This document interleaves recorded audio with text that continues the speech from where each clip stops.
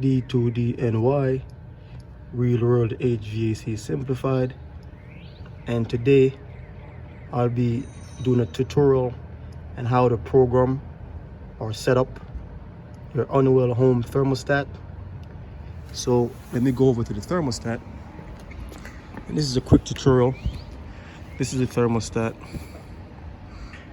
Okay, here is the model RTH5160D1003.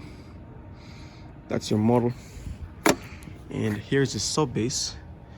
So as you can see, I have mine wired up for 2-stage cool, 2-stage heat, and with the fan, and I will be using the batteries in the thermostat to power the thermostat. I'm not using the power from my heating or cooling equipment or heat cool equipment to power the thermostat. The thermostat has been powered, or has been powered in this situation, the setting from the batteries. Okay, so if you want to use your equipment to power the thermostat, you have to put a wire on the C terminal or the common terminal. All right, and then you can remove the batteries and then use the power from your equipment to power your thermostat. Now in this setting right here, I'm using this as a temporary setting for this rooftop or RTU unit. Just a temporary, give them some heating and cooling, which means that I'm going to put this thermostat in the return, as the return of this unit, and I will leave the fan on so that it can circulate and read space temperature. Enough of that. Let's go into the, this thermostat menu and how to set it up. Now, the main reason why I'm doing this video is because if you see right here, if I hit the menu, okay, and if I hit mode, I have heat, I have cool, and I have off. I don't have auto available to me, and I need auto in this application, what I'm using it for right now. So let me zoom this, because I have this is the manual for the thermostat. I have it on my phone right here, so I can go over it.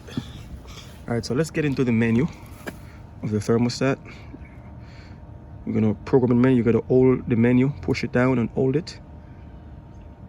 You'll feel the click. Okay, now we're in the menu. So the first item in the menu is 125. Okay, so let's look at 125. That's the temperature indication. You got Fahrenheit and Celsius. So whenever you see the bold letters, that's the factory. That's how it comes out of the box. Okay, so 125, we're set to 0, which is Fahrenheit, and that's imperial, not metric. And so I'm going to leave that. I'm going to go next. You hit the plus. That's 200. All right, 200. Okay, let me zoom down. 200 is a system heating system type. So we got one conventional forced air, which is my current situation, and it's already in bold, comes out of the box set to 1, that option. I'm using a forced air furnace. If you have a heat pump system, you will select number 2. If you have a radiant heat, or hot water, radiant floor heating, or radiators, steam radiators, hot water radiators, then you will select 3. And if you have no heat at all, which means that your system only provides cooling, you would select option 5. So I'm going to leave that on option 1 because that suits me. And let's move on to next. Okay, that's 205, and that's 205 is heating equipment type. Now you have high efficiency gas forced air, standard efficiency gas forced air. In my case, it would be 1 standard efficiency gas forced air. But you know what, I'm gonna go ahead and change it. It doesn't really matter because I'm just using this temporary, but I'm gonna go ahead and modify it, make it standard efficiency. You have all options all the way up to 5. See, you got 1, 2, 3, 4, 5, and it's as indicated with the options right here. If you have a hot water fan coil, you set it to 5. If you have electric heat or electric heater with forced air, you set it to 4. And obviously, you know, it's explanatory. Whatever you have, you set it to your needs. In my case, 1 is my option, so I'm gonna set mine to 1. Okay, so I'm gonna go select, edit, keep going, number 1. Okay, so I'm gonna go next, 220, and its default is 1. Now, you can notice that it skipped 218.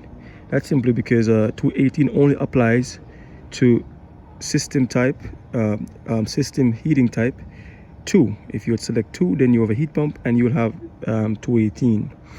And you would select whether your reversing valve is activated during your cooling or heating. Okay, so that option would be if you have a heat pump. And I guess if you're in Florida, you would select your reversing valve is going to be activated during the cooling. So basically, in Florida, I think you're defaulted to cooling mode, and if you're in the Northeast, New York, for example, you would be defaulted into heating. Just for I guess safety.